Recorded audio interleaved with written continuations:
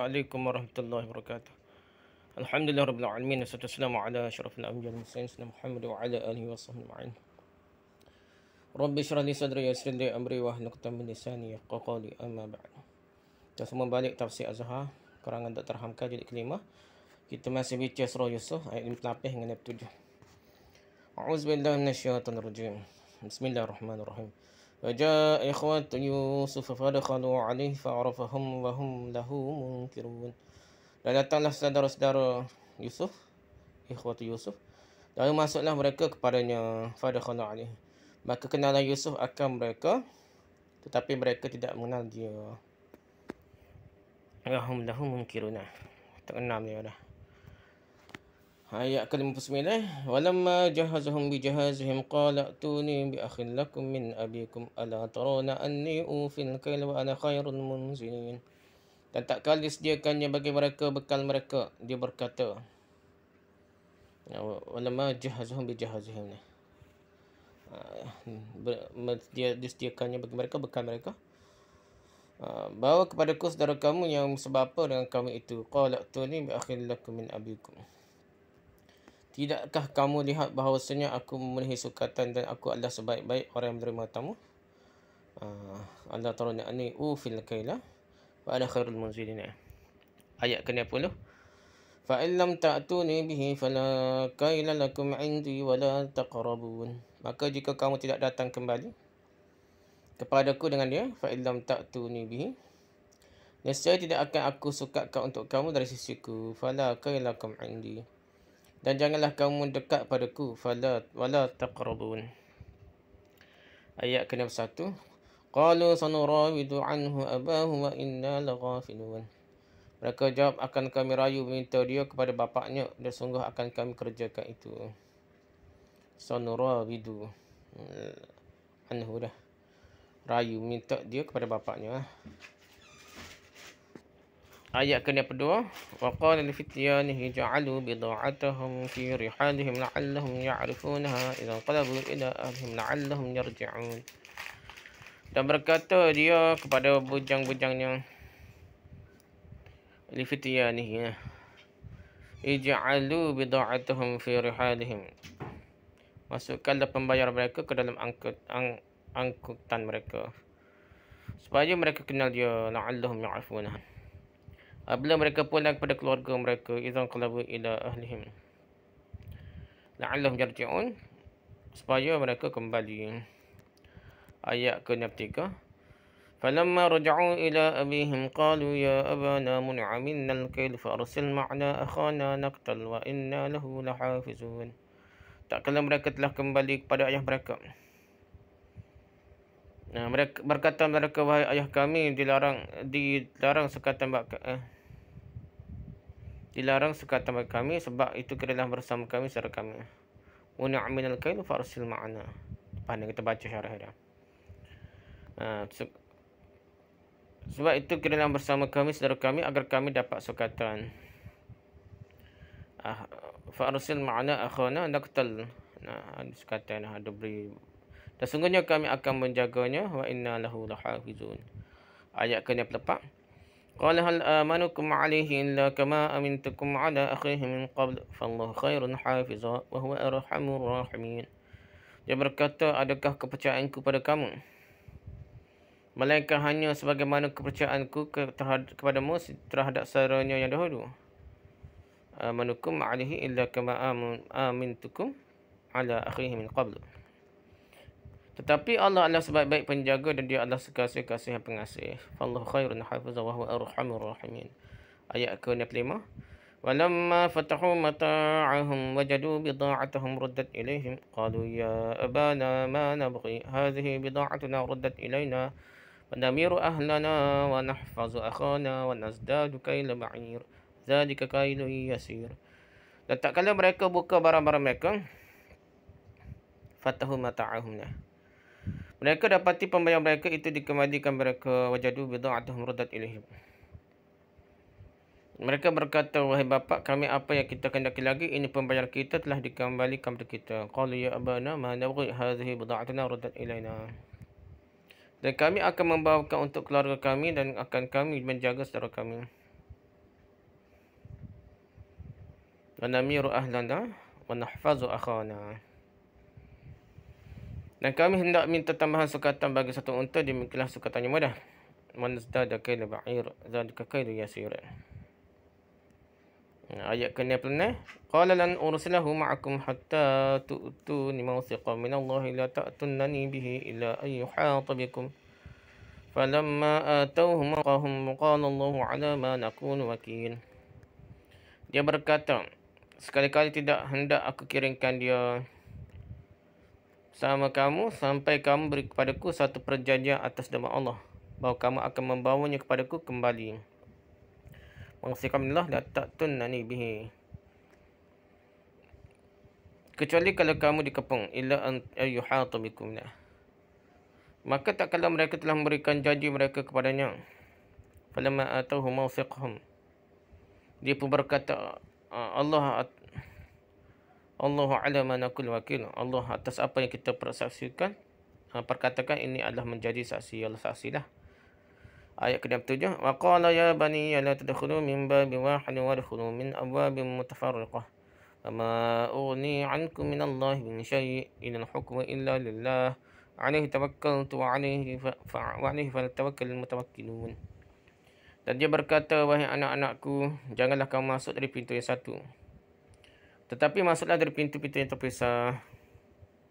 Dan tidaklah dapat aku melepaskan kamu dari kehendak Allah satu pun. Melainkan tidak ada hukum melainkan punya Allah. Kepadanya lah aku berserah diri, dan kepadanya lah berserah sekalian orang bertakwa. Wa alaihi tawakkalul mutawakkilun. Saudara-saudara Yusuf, adik-adik Yusuf yang telah datang. Keadaan telah berjalan dan masa telah beredar. 7 tahun masa menanam dan melihara gandum pada tangkainya, kecuali sekadar akan dimakan telah dilakukan dengan sebaik-baiknya di bawah pimpinan Nabi Yusuf sendiri sebagai bendahara kerajaan. Sebagaimana disebutkan pada ayat 56 di atas tadi, kesanggupan yang mengatur pembendaraan negara yang tiada cacatnya telah menambah tinggi jabatan dan kekuasaannya, sehingga di bahagian mana sahaja dalam pemerintahan Mesir dia telah berkuasa. Dan tahun yang tujuh telah terlampau. Apa yang dikatakan Yusuf memang terjadi. Perhutanan mulai rosak, hasil ladang mulai berkurangan, dan hujan sudah kurang turun di hulu sungai Nil. Banjir bunga tanah pun telah berkurang. Sebab itu segala tanaman-tanaman pun sudah berkurang hasilnya. Rupanya hal ini bukan menimpa di Mesir sahaja, tapi juga di negeri-negeri yang berdekatan dengan Mesir. Tanah Mesopotamia, Suria dan bumi Kanaan yang sekarang disebut Palestin atau Jerusalem. Di mana-mana terdapat kekurangan makanan. Dan dari tahun ke tahun bukan lagi kekurangan makanan, tapi bahaya kelaparan pula. Hanya di Mesir orang yang tidak lapar yang punya persediaan makanan yang cukup dalam lumbung-lumbung negara, sebab gandum tidak ditanggalkan dari tangkainya. Disimpan dan dilumbungkan dengan siasat yang baik, perancangan baik dari Nabi Yusuf sebagai bendahara negara. Bukan sahaja rakyat Mesir tidak kelaparan, tetapi juga dapat menjual. Itu jualan teratur kepada negeri-negeri tetangga yang sangat kekurangan. Penduduk lain-lain daerah pun datang ke Mesir membeli gandum. Nabi Yaqub dan keluarganya telah kekurangan makanan mendengar pula bahawa negeri Mesir adalah satu-satunya negeri yang dapat menjual gandumnya. Sebab itu seketika zaman susah demikian tidak ada lain jalan lagi. Nabi Yaqub menyuruh putera-puteranya pergi ke Mesir, membeli gandum atau bertukar barter hasil dari negerinya dengan gandum Mesir. Dan datanglah saudara-saudara Yusuf, lalu masuklah mereka kepadanya. Pangkal ayat 58. Mereka datang membawa hasil negeri mereka yang diperlukan oleh Mesir buat bertukar dengan gandum. Sebagai juga kafilah-kafilah lain yang telah datang ramai ke Mesir. Mereka setelah mereka datang, maka kenallah Yusuf akan mereka, tapi mereka tidak mengenali dia. Hujung ayat 58. Masa perpisahan sudah lebih kurang 25 tahun. Dan rupa Yusuf sudah sangat berubah. Dahulu anak kecil, sekarang menjadi orang yang besar, yang dewasa, dan kerana pakaian-pakaiannya iaitu pakaian kerajaan. Sedangkan saudara-saudaranya masih memakai pakaian dusun, pakaian kapur. Dan lagi mudah menanyakan kepada mereka siapa mereka dan anak siapa, tapi tidak ada di antara mereka yang akan berani menanyakan siapa orang besar. Datuk Bendahara yang berjabatan tinggi ni dan sangat berkuasa ni siapa dia, tak tanya dah. Apatah lagi orang lebih mengenali beliau dalam pangkatnya tinggi bukan dengan namanya. Nama orang besar menurut zaman purbakala tidak boleh disebut-sebut dengan mudah. Cuma disebut Aziz saja, yang berarti yang mulia. Menteri berapa lah, tak nama pun tak tahu dah. Menurut As-Sudi dan beberapa penafsir yang lain, Nabi Yusuf telah menanyai mereka berkata dengan sikap seakan-akan curiga, mengapa kalian masuk ke dalam negeriku? Mereka menjawab, yang mulia, maksud kedatangan kami ini ialah hendak membeli perbekalan. Barangkali kalian ini mata-mata, semua sambut Yusuf cerita. Tak tahu betul tak. Lindung kami kepada Allah, tidaklah demikian maksud kedatangan kami. Kalau demikian, dari mana kalian ini datang? Kami datang dari negeri Kanaan. Ayah kami adalah Yaqub, Nabi Allah. Dan Yusuf bertanya lagi, apakah dia mempunyai anak selain dari kalian? Benar, kami bersaudara 12 orang. Yang paling kecil di antara kami telah hilang di waktu dia masih kecil. Binasa di tengah belantara dan dia adalah anak yang paling dikasihi oleh ayah kami. Maka tinggallah saudaranya yang seibu, anak yang satu-satunya, itulah tinggal terus dengan ayah kami. Untuk mengembat hatinya yang gundah gulana kerana kehilangan saudara kami yang dicintainya itu. Setelah mengemukakan pertanyaan-pertanyaan yang sedemikian, mulailah Yusuf berubah sikapnya. Diperintahkannya supaya orang dengan hormat. Sebagai tetamu, dia dikatakan kepadanya bahawa segala kehendak mereka hendak membeli barang-barang itu segeralah dipenuhi sampai mereka pulang ke kampung dengan selamat. Setelah mereka hendak bersiap pulang, Nabi Yusuf memerintahkan pegawai-pegawainya menyediakan perbekalan mereka atau takaran barang-barang yang mereka kehendaki itu. Dan tak kala disediakannya bagi mereka bekal mereka, dia berkata, bawa kepadaku saudara kamu yang sebapak dengan kami itu. Pangkal ayat 59. Kamu telah menerangkan bahawa kamu bersaudara 12 orang. Yang satu hilang di waktu kecil, yang satu tinggal di kampung bersama-sama ayah. Aku ingin berkenalan dengan kalian semuanya. Sebab itu kalau kembali lagi kemari, bawalah saudara kalian itu. Tidakkah kamu lihat bahawasanya aku memenuhi sukatan dan aku adalah sebaik-baik orang menerima tetamu? Hujung ayat 59. Maka jika kamu tidak datang kembali kepadaku dengan dia, nescaya tidak akan aku sukakan untuk kamu dari sisiku dan jangan kamu mendekat kepadaku lagi. Ayat 60. Kalau menurut kitab Perjanjian Lama, Kejadian pasal 42, Yusuf yang telah tahu, Perjanjian Lama ni Old Testament lah, kitab Bible lah dah. Yusuf yang telah tahu bahawa mereka itu adalah saudara-saudaranya semua dan mereka tidak tahu bahawa yang dipertuan itu adalah Yusuf. Maka dituduhlah mereka oleh Yusuf sebagai mata-mata yang hendak mengintip-ngintip ke dalam negeri Mesir. Tentu sahaja mereka bersumpah-sumpah bahawa mereka bukan mata-mata, tapi Yusuf meminta bukti, iaitu kalau memang mereka orang-orang baik, bukan mata-mata negeri lain, hendaklah dibawanya saudaranya yang seorang lagi itu dan yang lain boleh pulang mengantarkan gandum. Sedangkan seorang di antara mereka yang bernama Simeon dijadikan sandera, jadi katawanan, ditahan dalam penjara sampai mereka kembali semula semua ke Mesir membawa Bunyamin. Di sini kita lihat perbezaan wahyu Al-Quran dengan Perjanjian Lama yang Taurat aslinya telah hilang. Lalu tinggal catatan manusia yang tidak terang sampai sekarang di manakah naskah aslinya Bible, tahu mana dah asli ya. Pada Al-Quran diterangkan bahawa dengan siasah yang halus sekali Yusuf telah menawan hati mereka. Mereka tidak tahu bahawa orang besar ini adalah saudara kandung mereka. Mereka tidak tahu bahawa orang besar ini adalah saudara kandung mereka. Mereka semuanya anak dusun, anak orang kampung, yang telah dihormati sedemikian rupa oleh Yang Mulia lah. Sangatlah mereka merasa termakan budi sehingga Yusuf mengatakan, kalau kalian kembali kemari tetapi saudara kalian itu tidak kalian bawa berserta bersama, artinya aku tidak akan memperjuali kalian, tidak beri tukar lah dengan bekalan lah. Dan tidak pula boleh lagi mendekat kepadanya. Cukup berurusan dengan pegawai-pegawai saja. Sebagai pembeli-pembeli yang lain lah. Susah tak? Maka terhimpitlah lidah mereka untuk menjawab bahawa ayah mereka tidak sudi melepaskan adik mereka itu pergi. Tapi tak ayat gitu dah. Terhimpit, tak sebut lah dah. Malahan mereka menjawab, akan kami raju meminta dia kepada bapaknya dan sungguh-sungguh akan kami kerjakan itu. Ayat ke-61. Di sini nampak mereka merasa termakan budi dengan orang besar Mesir itu. Dapatlah dikira-kirakan sendiri bahawa orang-orang dari desa, dari kampung itu tidak menyangka bahawa mereka akan disambut sedemikian rupa. Sehingga mereka telah terlanjur berjanji akan membujuk ayah mereka sendiri supaya jika mereka kembali lagi ke Mesir, Bunyamin dapat mereka bawa bersama. Dan kekurangan gandum makanan mereka akan memaksa juga. Tidak boleh tidak, mereka mesti kembali ke Mesir lagi untuk mendapatkan bekalan gandum. Dan berkatalah dia kepada bujang-bujangnya, kepada anak buah Nabi Yusuf lah, masukkanlah pembayaran mereka ke dalam angkutan mereka, kenderaan mereka. Pangkal ayat 62. Baik wang atau barang-barang lain yang jadi pembayaran beli gandum tadi disuruh dimasukkannya semula ke dalam kantung bekas beg mereka kembali lah.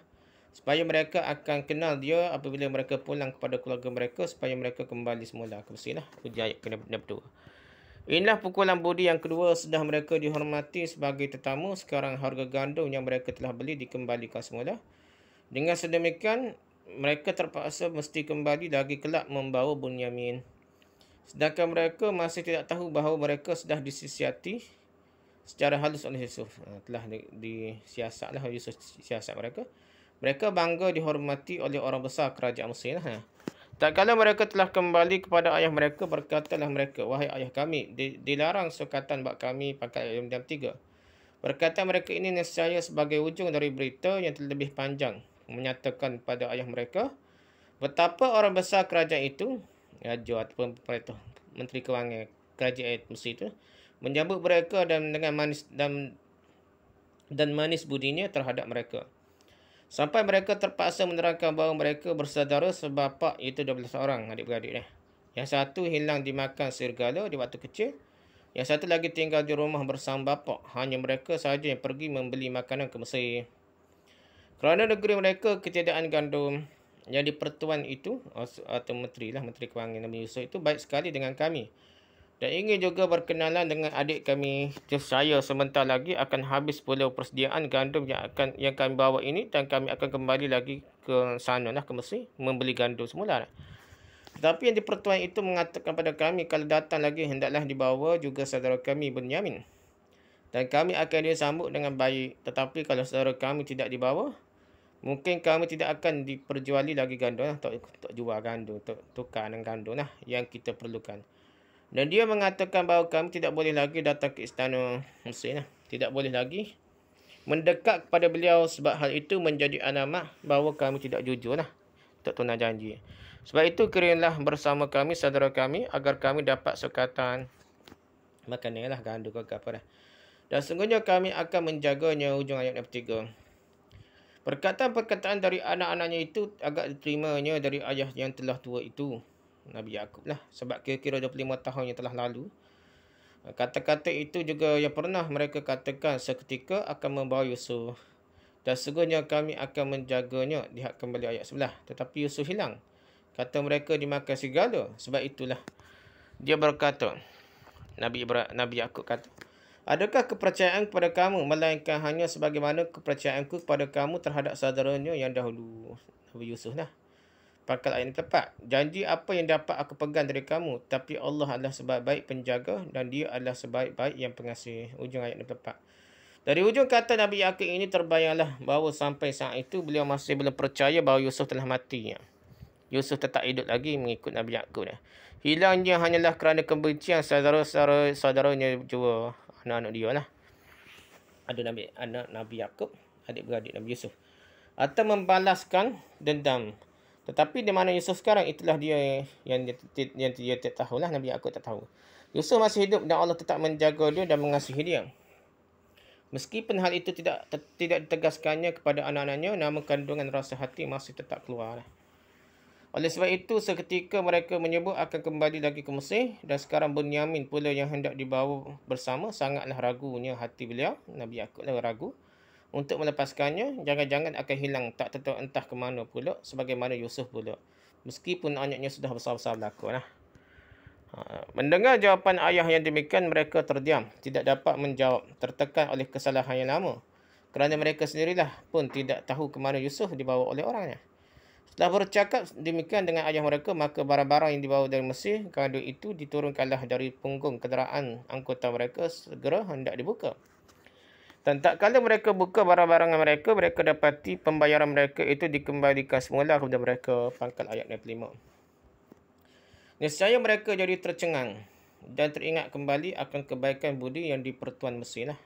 Itulah menteri kewangan Mesir, bendahara Mesir, Nabi Yusuf, itu kepada mereka dah. Lalu mereka berkata, wahai bapa kami, apa yang kita kehendaki lagi?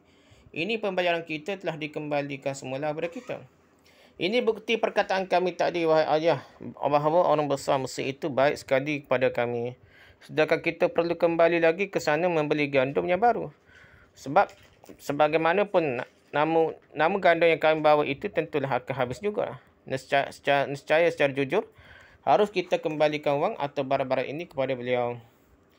Diterimanya kembali, kita bersyukur. Tapi kalau tidak terimanya kembali, harga kita ini kembali, kita lebih syukur kerana kita dapat lagi membeli gandum yang lain dengan memakai harga yang beliau kembalikan ini.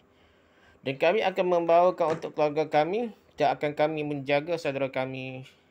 Dan kami hendak minta tambahan sukatan bagi satu unta. Demikianlah sukatan yang mudah. Hujan yang diterima. Dia kata menteri terbaik boleh beri banyak lah dah.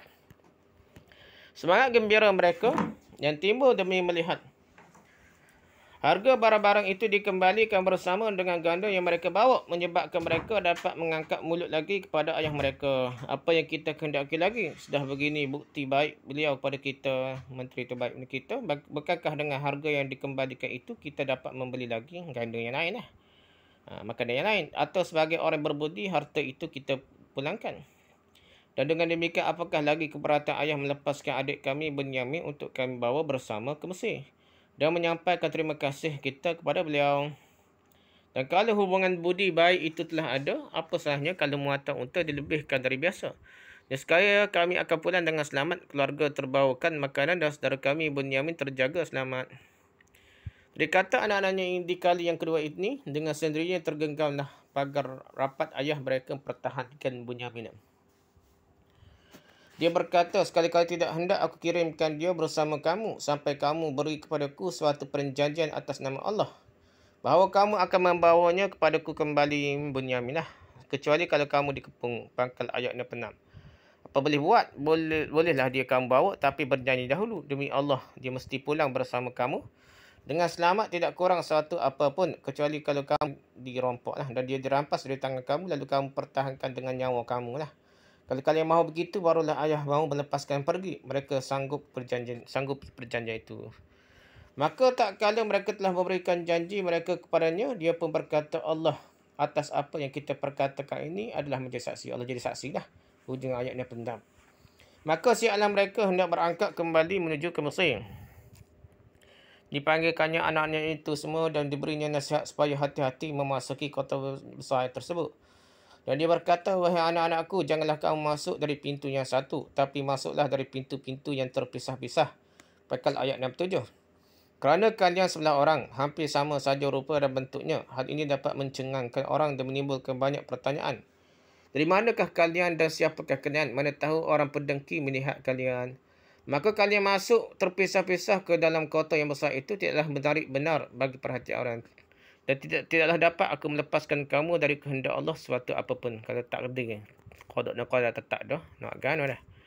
Apapun yang akan terjadi dalam perjalanan kami itu, berserah dirilah kamu sekalian kepada Allah. Kerana tidak ada hukum melainkan punya Allah jua. Selamat atau celaka, sampai atau tidak sampai, dialah yang menentukannya. Allah tentu berlaku dah. Kepadanya lah aku berserah diri dan kepadanya lah berserah diri sekalian orang yang bertawakal. Ujung ayat 67. Dapatlah kita rasakan dalam hati jika sampai Nabi Yaqub yang telah tua itu berkata demikian, melepaskan putera-puteranya. Sebab sudah pergi semuanya dari hadapannya, tidak ada lagi yang tinggal lagi. Dan Mesir adalah kota besar, bahayanya terlalu banyak di sana. Dipesankannya benar-benar kepada anak-anaknya itu supaya bertawakal, bergantung hati kepada Tuhan. Semoga-moga selamat, tidak kurang suatu apapun, baik perginya atau pulangnya. Wallahu a'lam. Subhanakallah wahamdika, subhanakallah wahamdika, subhanakallah wahamdika, asyhadu an la ilaha illa anta, astaghfiruka wa atubu ilaik. Assalamualaikum warahmatullahi wabarakatuh.